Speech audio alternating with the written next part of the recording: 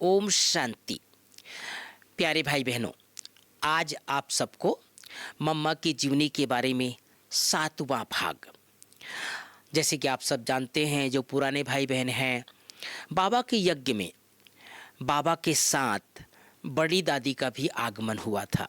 बड़ी दादी, जब भी मैं बड़ी दादी कहता हूँ तो दादी प्रकाश मणि जी।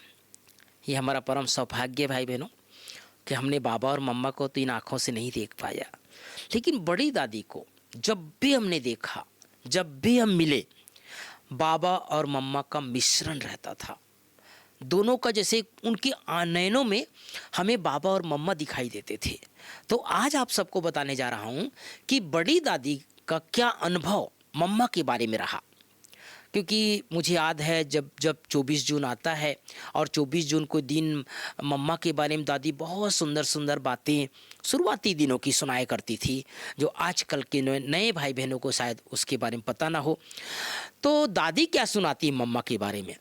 दादी कहती है कि जो मम्मा की जो बचपन की पढ़ाई लिखाई, देखो जन्म तो हुआ अमृतसर में 1919 में, लेकिन मम्मा के जो पिताजी थे, ओम राधे के जो पिताजी थे, उनका व्यापार का ज़्यादा जो प्रभाव था वो बॉम्बे में था।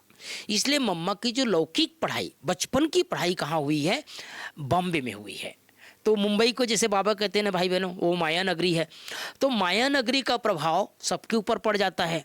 तो इसी तरह से बॉम्बे में पढ़ने लिखने के कारण से आधुनिक जो पाश्चात्य संस्कृति का प्रभाव वो मम्मा के जीवन में दिखाई देता था। कहने का मतलब ये है कि एक तो सिंधी थी, दूसरा सिंध हैदराबाद उनका पहले का पारिवारिक स्थल था। जो मम्मा के जो लौकिक परिवार वाले थे वो सब सिंध हैदराबाद के थे। उस समय तो भारत पाकिस्तान एक ही था। लेकिन बॉम्बे में पढ़ने के कारण से, मुंबई नगरी में पढ़ने के कारण से मुंबई का प्रभाव मम्मा के जीवन में दिखाई देता था। अर्थात वो टिप टॉप रहना, और इस तरह से वहाँ पर जो गुजराती और गुरुमुखी जो है मम्मा जानती थी, इंग्लिश भी अच्छी तरह जानती थी, लेकिन अपने स्कूल में टॉपर हुआ करती थी, ये दादी कहती है।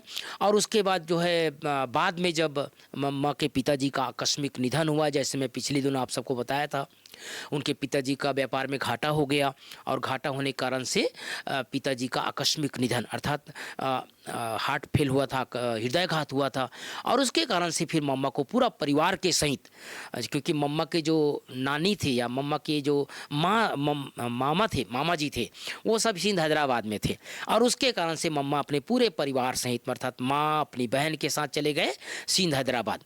तो जैसे ही हैदराबाद सिंध में गए तो वहाँ पर भी मम्मा जो है टिप टॉप में मॉडर्न में रहती थी, ऐसे दादी सुनाती है। तो ये एक नई चीज़ थी कि एक सिंधी और सिंध हैदराबाद में कहाँ एकदम नियम मर्यादा के लोग रहते थे, पर्दा नशीन भी रहते थे, और कहाँ बॉम्बे से गई थी। तो वहाँ के लोगों को आश्चर्य लगता था कि ये सिंध हैदराबाद की सिंधी कन्या इस तरह से कैसे रहती है। और उसके जीवन का परिवर्तन जब मम्मा ज्ञान में आ गई, बाबा की बन गई, और उसके बाद फिर जो है मम्मा गीत गाने लग गई, उनकी मीठी आवाज़ सुन करके सब प्रभावित हो जाते थे। और इस तरह से दादी का जो अनुभव था, बड़ी दादी का अनुभव मम्मा के बारे में, क्योंकि मम्मा को बचपन से दादी ने देखा है, एक ही स्कूल में दादी पढ़ती थी, और दादी हमेशा सुनाती थी कि मम्मा एकदम पहले लाइन में बैठती थी और उसके पीछे दादी बैठती थी। तो दादी ने बहुत बचपन से मम्मा के जीवन दिनचर्या को देखा था और मम्मा के जीवन को बदलते हुए देखा था। तो इस तरह से जो है मम्मा का जीवन किस तरह से बदला, ये बड़ी दादी हम लोग को अनेक बार सुनाई है। ओम शांति, ओम शांति।